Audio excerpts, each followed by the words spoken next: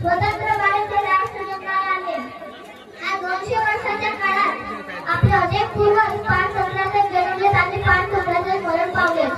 परंतु मित्र हो, आपण भाग्यवान आहोत, कारण आपण हा स्वातंत्र्याचा सोनेरी सूर्य पाहिला. काल रात्रीच्या गर्भात नसलेला